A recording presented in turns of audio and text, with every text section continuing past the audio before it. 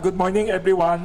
Welcome here to Pandesal Forum of 85-year-old Kamuning Bakery Cafe. Today, ang guest natin is one of the best government leaders in the Philippines, a brilliant leader who not only excels in government service, but also outstanding business person before, brilliant banker, and also leader in the academe pala, na research ko kagabi. When you were years ago starting in La Salle, you were also an academic leader doon. It's an honor to welcome Batangas Governor Dodo Mandanas. Maraming salamat, Wilson. Si Wilson, matagal ko ng kaibigan. Bata pa yan. Kasama ko na. Nagsisimula pa lang yan. Yes, kaya kilala ko gano'ng kagaling si Governor noon pa. Kasama ko siya, tumutulong sa, noon nasa private sector pa ako. I joined the government, officially in 1978 when I became the first General Manager of Human Settlements Development Corporation. The chairman was Mrs. Imelda Romualdez Marcos. Wow. So paano kayo na-discover noon? Yeah, we had the projects of in food. We acquired the food terminal in Taguig, housing. We only started that with the other members of the group. And well, even at the time, it was called Human Settlements. Now it's called Department of Human Settlements and Urban DSUD, as they call it right now. So you could see the need of delivering basic services. Food, housing, and even livelihood. All of those were started before. And then, of course, before that, as I was in investment banking, and before that, really was in the academe. I was assistant professor at De La Salle University and became the associate dean in charge of the graduating commerce students. You were chairman also of the accounting department? Yes. Being a CPA, became the chairman of the Department of Accountancy and associate dean College of Commerce and member of the Board of Trustees, actually, of De La Salle University. And in the process, I was studying also and had my master's in business administration in the University of the Philippines. Actually, part of being in government now, I became governor in 1995. Nung ko nakita na really yung batas na nauukol sa local autonomy. Ang ibig sabihin nito, yung mga gawain na dapat gawin talaga ng mga lalawigan, lungsod, mga munisipyo at mga barangay, sila ang mas makakagawa ng mas magaling, more efficiently, more economically, more effectively than the national government. Meron din naman siyempre ang national government, mahusay sila sa foreign affairs, national planning, and the ones that would involve the whole country and health. Pero maraming bagay na ang local government ang mas malapit sa tao. Kaya ang basic health, halimbawa itong libreng paggamot, yan talaga kailangan inutos na ng batas, gawin na ng local. Siyempre yung mga national health issues, kapares nga ng COVID, national yon. Pero pag ang pinag-uusapan na, ay yung mga diabetes, yung mga individual, talagang kailangan lokal ang hihinga ng tulong. Lalong-lalo na sa mga ayuda. Lalong-lalo na rin sa pagpapaaral. Kaya ang Batangas, kami ngayon, tinutulungan namin dahil nag-increase nga ang aming budget.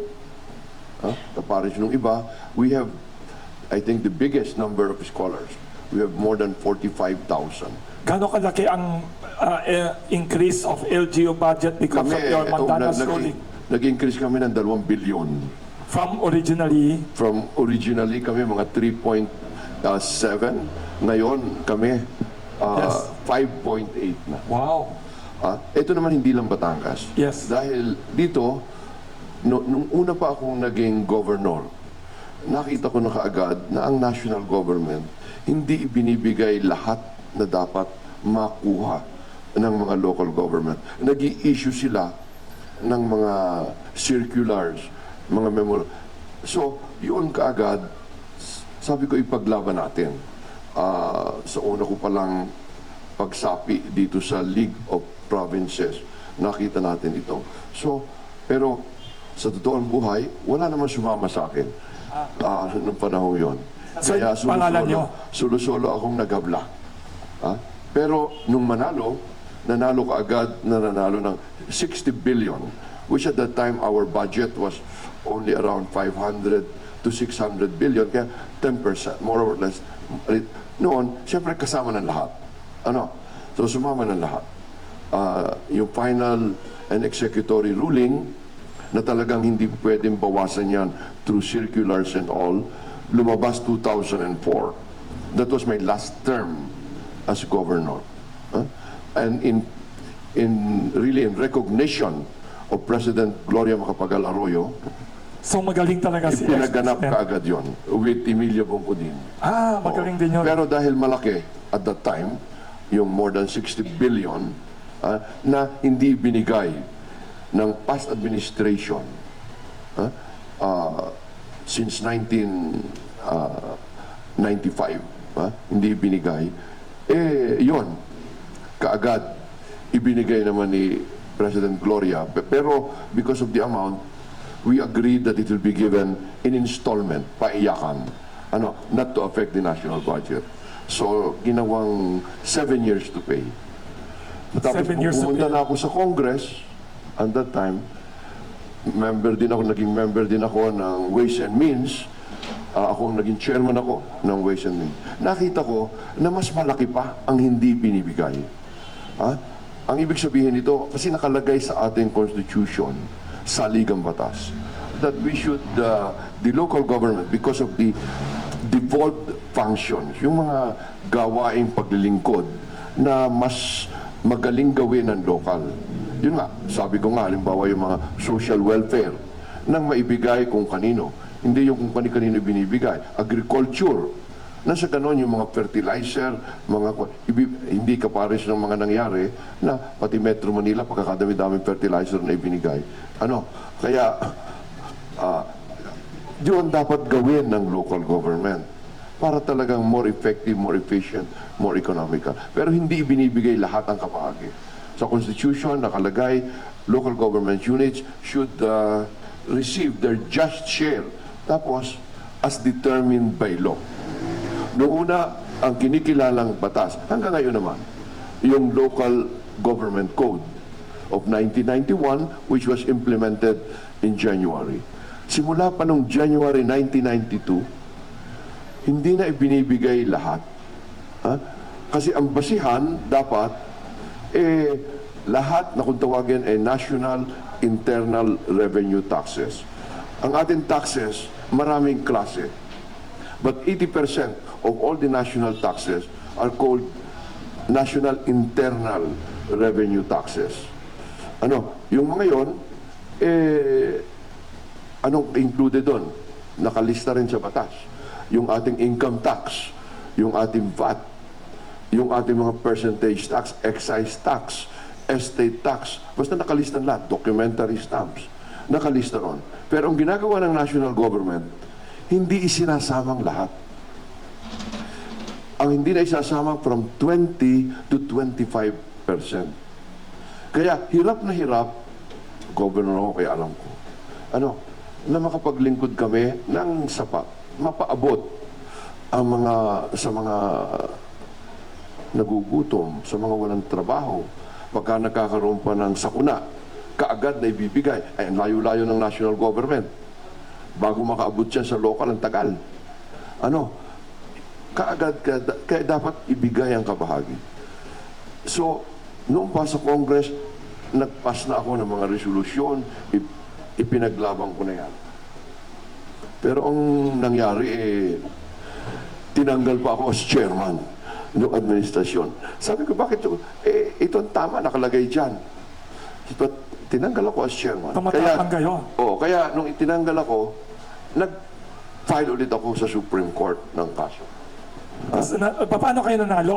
Legally kasi tama kayo. Dahil napakaliwa, bakit nanalo? Maliwanag naman sa batas Na mali. na ito ang basihan. Okay, maliwanag din kung ano yung percentage. So, at inaamin naman nila na talagang gusto lamang bawasan. But sabi ko, yan, technical malversation ang tawag dyan. Ito, Dapat direct to the provinces and rural areas na nawawala yung budget. oo, at How kailangan many yun years na ng yan? mga lalawigan. How many years na Simula yan pa mali? noong 1992. So kung di ninyo final yung case, tuloy-tuloy yan, all these mistakes. Of course, oo. Ang galing. Oo. Nung una akong nagabla, wala akong kasama kahit ano. Yung padalwa naman, Oo. wala akong kasamang gobernador pero nakadalwa akong mayor. At saka nakawalo ata akong barangay. Later nung panalo na kayo, andyan na lahat sila. Of course. Pero 1 year after, Yes. yung dati kong kaklase sa Lasal, governor naman siya ng Bataan. Si anong Ted first Garcia. Siya naman, dinagdagan pa niya. Ang kanya naman, yung Garcia, talagang ang gusto naman niya, hindi lang yung isamang lahat ang national taxes. Oo. At sinabi niya kasi ang nakalagay nga ang nakalagay sa Constitution, Yes. the local government should have a just share, as determined by law. From the collection of national taxes. So sabi niya, it should be all national taxes. And to be determined lang by law, yung percentage. So it's semantics. Galing. Pero kinatigan ng Supreme Court. So, lumabas ang final and executory 2019. So, dalawang increase. Mandanas at saka Mandalas Garcia. How does it feel na nandun ang pangalan niya paulit-ulit in the legal, in the political, your name is always there. Achievement niya yan. Sa tingin ko, it's really necessary so that Yes. our country would really develop para inclusive. Hindi yung nakikinabang lang Metro Manila only. yung mga Big cities. kontraktor, yung mga kailangan talaga Direct to the rural malapit areas. diretso sa tao at mabilis. Magagawa lang yon pag talagang yung makatarungan at legal na kabahagi ng local government ay ibibigay sa mga local government para mas madali. At makikita, mas madaling makita ng tao ang paggamit ng pananalapi ng bayan kung ang namumuno dito yung mga mayor, yung mga nasa national government, malayo, hindi nakilala. At isa pa, hindi naman elected, mapwera si Presidente at si Vice President. Yung mga senador at congressman. Kaya, yun, halimbawa, nakalagay din doon sa Constitution, should be released automatically. Hindi Ibig sabihin nun, hindi na kailangan dumaan sa Congress. automatic na to. Hindi na Automatic. appropriated by Congress. Hindi na dapat i-appropriate. Bakit? Pag in-appropriate mo yan, paano kung mali ang computation? Ibig mo sabihin, hindi mo ibibigay sa local nakalagay doon town, sa nakalagay mayor. sa Constitution, automatic release. At saka halimbawa ma-delay, mabuti dito sa mga nakaraang taon, hindi na di-delay ang pagpapasa ng budget. Ang ibig mo sabihin, mawawala ng kabahagi sa national taxes. yes. Kaya sabi ng saligang batas, automatic ito. In-interpret din ng Supreme Court. Yes. Dalawang beses. Yung una kong Yes. una kong pagpa-file na lumabas ng 2004. At itong padalawa na lumabas final and executory 2019. Kailangan yan ibigay ng tama. Otherwise, pag dumaan pa yan sa Congress, baka kung ano pang mangyari dyan. So mentioning Congress, Kailangan ito ng mga tao. So that lahat makinabang. automatic. Yan kaya nakita ko, tinatanong mo nakita ko na talagang dapat ipaganap. Na sa ganoon, ang ating pamahalaan talagang makuha yung mithiin at masasabi natin na vision ng ating saligang batas. Ilang percent ang makukuha ngayon ng LGU out of the 5.78 trillion pesos? Ilang percent ang bibigay diretso to the LGU now? Ngayon, lumalabas ngayon, halos 30% of the total. 30%. Kasi yung ating budget, para Yes. lang sa inyong kaalaman, at alam naman ninyo, hindi lamang yung national taxes. Yes. Kasama na doon yung inuutang. Yes, kasama doon. Kasama na doon sa ang inuutang natin. So yung In other 5 words, trillion yung 5.7, kasama hindi yun lahat national taxes. May utang Kasama na din. doon. At yun nga, ang isa pa, ang ating bansa, pagkakalaki-laki ng utang. O nga sir, anong reaction niyo dyan? Kaya makikita natin yung ating budget, yung gastusin Yes, natin. yes. Napakalaki na ng kagat sa dapat ipagdala sa ating bansa. Kailangan talaga mabawasan ito. Kailangan mabawasan ito. So may mga At alam tanong naman ng natin media. kung paano. So may mga tanong ng media for you. Are you okay to answer some questions? Yes, of Okay, course. ha? Oo. Tayo naman ay sabi mo, Yes, hanggang ha? alas 12 pa yan. Yes, sir. Yes, sir. May tanong. O, gusto Yes. natin magtanong. Okay.